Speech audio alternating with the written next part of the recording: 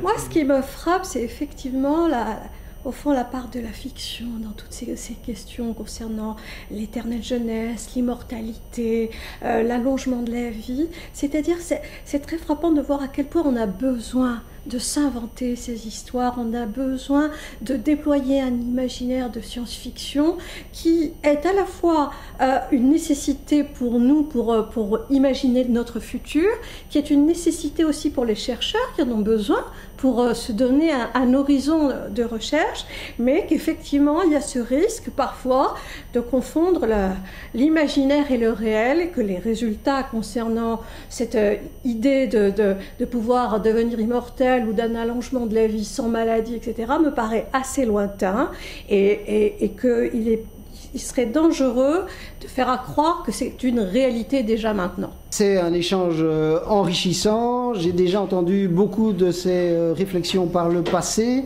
Pour moi, un des aspects les plus intéressants, c'est qu'on a beau expliquer de manière détaillée que ce qui est souhaité, c'est une vie beaucoup plus longue en bonne santé. La question revient toujours, oui, mais vous n'y pensez pas, vous dégradez pendant des siècles. Ça, c'est peut-être une chose. Donc, la croyance, et peut-être puisqu'on a beaucoup utilisé le terme, le fantasme, que nécessairement, si nous pouvons vivre plus longtemps, ce sera en se dégradant.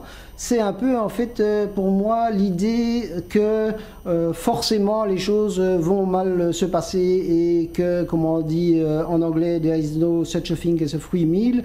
Donc jamais, il y a toujours une sorte d'aspect négatif au positif et que jamais le bilan ne va être réellement positif. Or, dans certains cas, les progrès médicaux sont réellement très globalement positifs sans avoir de côté négatif.